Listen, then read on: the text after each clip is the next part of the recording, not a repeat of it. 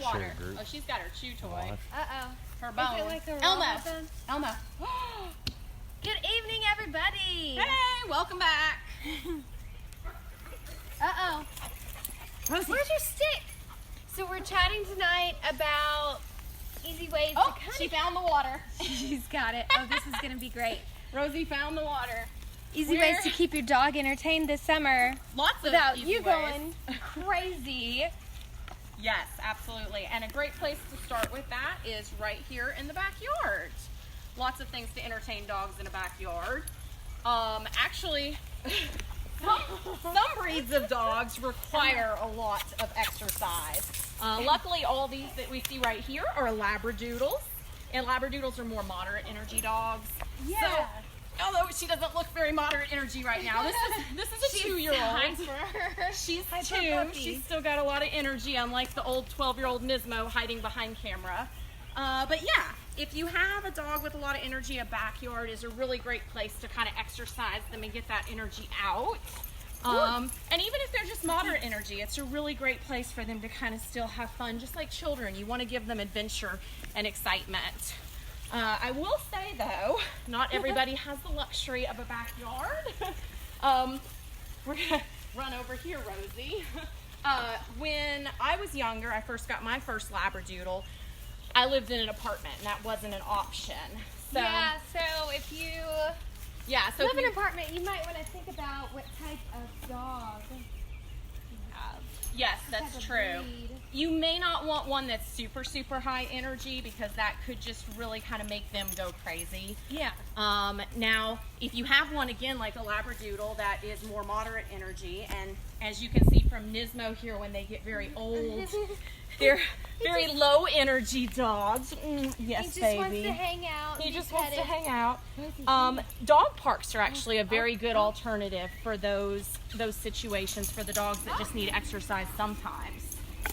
Dog parks, you do have to keep in mind, though, there's some things you need to know before you go to the dog park. That's Okay. important. Yes. So for those first-time Elmo. dog owners, Elmo. it might be some good What's tips in that? here. Yes. The first thing that you would want to look at would be what kind of vaccinations are required for your location. Oh, I wouldn't have even thought of that. Yeah. Well, and everyone knows about rabies. That's a common one. If you live within the city, there's actually...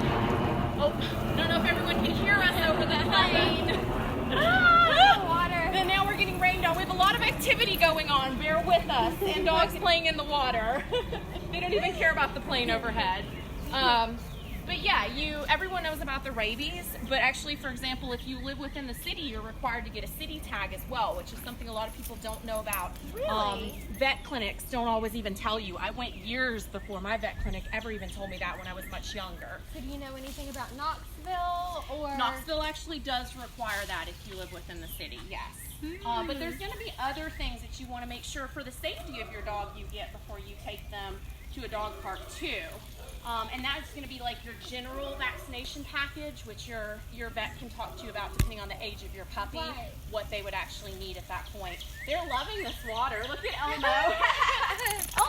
Elmo. Rosie. Now, there's other things to consider with a dog park too. For example, if you have a young puppy and it hasn't actually been neutered or spayed yet, Right. some dog parks have regulations against those animals going into the dog park if they haven't been neutered or spayed. So just do a quick Google search. Look for really your great local tip. dog parks. Look for within your city any kind of regulations, and that's going to be a great place to start. Now, if you run into issues, It's coming there, back. It's coming Woo, back. dive over here. Oh, Nismo, are you too old to play? I got his attention. Look at this. Oh. Oh, Nismo. No. Oh, might lose it. Oh, he's Oh. He's like, No. nah, it's not that worth it. He's like, only if I caught it. Now, a good alternative too, if you want something to kind of give you a break from your dog. Yeah. Maybe you have errands to run, but you also want them to get exercise, so you don't have time to take them to the dog park. Yeah. Is a doggy daycare.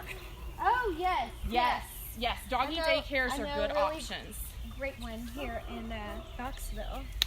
Yeah, there's actually quite a few options. And the great thing about the doggy daycares is that they'll offer activities like teaching your dog how to swim, taking them on obstacle courses, there's just all kinds of opportunities there that really can be helpful for the dog in a lot of different ways, not just getting rid of the energy, but teaching them important keeping skill them sets. entertained and offering some skill sets. Yeah, exactly. Yes.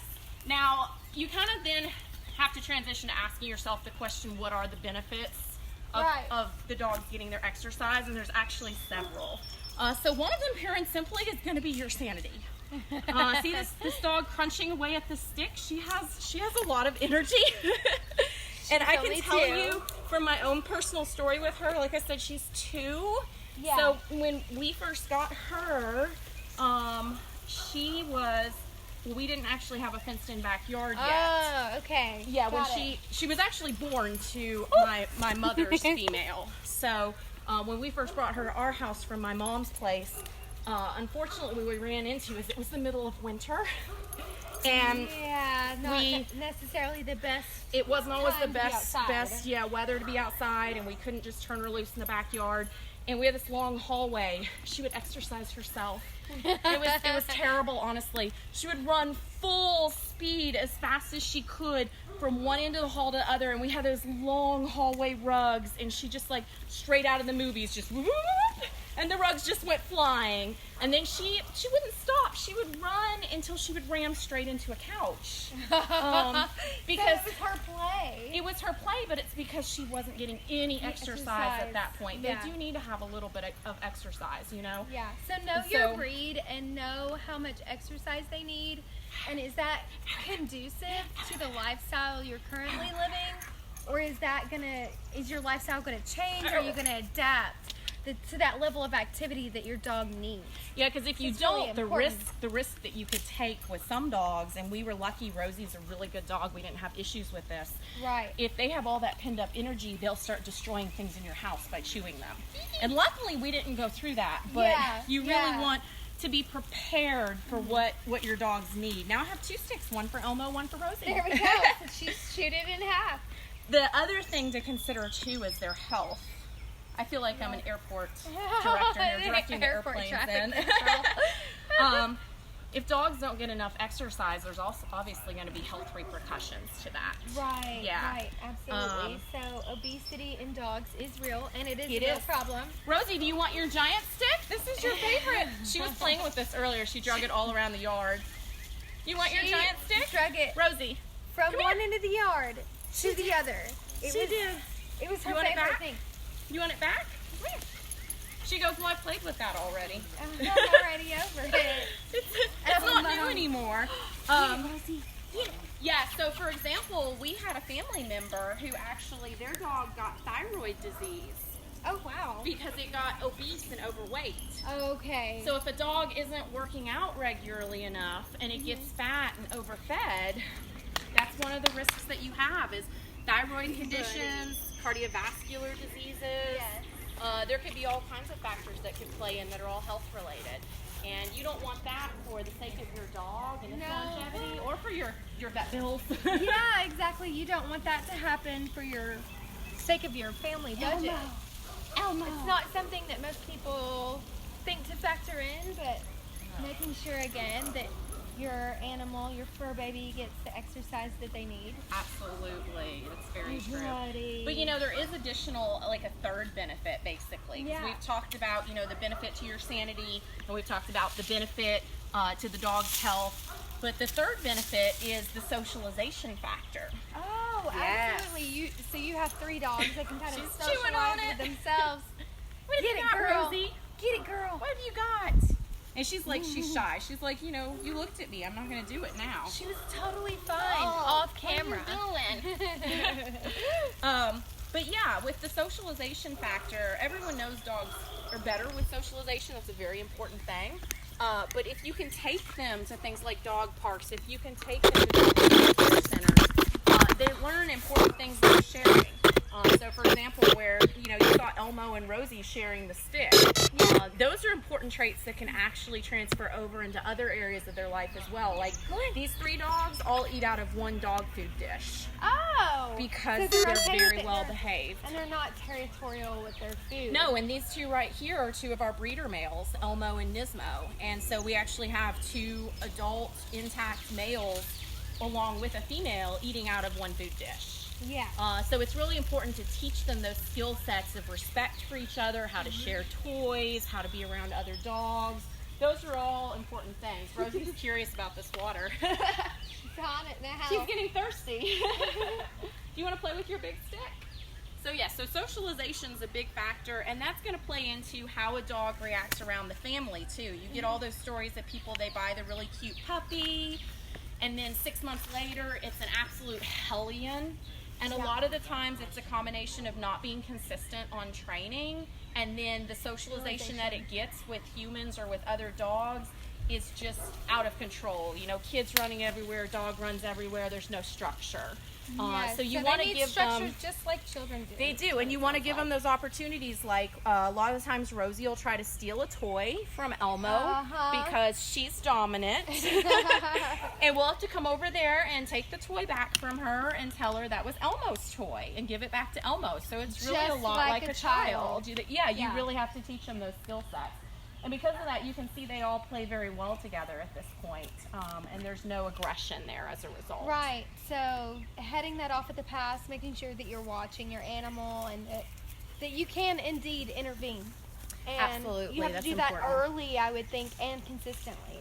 Yeah, from the beginning, consistency is such an important aspect of that. So Okay. pretty much the things to take from today. Exercise opportunities. If you have a backyard, that's great. Don't be afraid to experiment. We took a little paper airplane the other day, and we're out here flying the paper airplane, and Rosie chased it everywhere. You know, so Yes. get creative. You don't even have to have regular dog toys. Sometimes it's just the interaction. Exactly. If so you don't, backyard is a really great tip. that's number one. If you don't have a backyard, tip number two is find your dog parks. Or tip number three, find doggy daycare centers. If you don't have a lot of time in your schedule to give them all the dog park time that they need, don't be afraid to utilize other people's resources like the doggy daycare centers.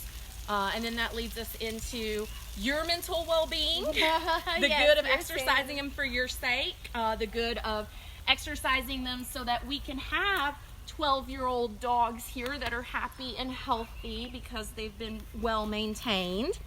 So for their benefit also, and then so that they're well socialized. He's trying to get me to pick him up now. They're just big babies, aren't they? Yes, absolutely. Yes. So those are kind of our tips for today in regards to playing with, exercising, socializing your dogs. Absolutely. If you all have any questions, make sure to put them in the comments. Yes. Or if you have a great, like, say, doggy daycare or favorite dog park, throw it in the comments.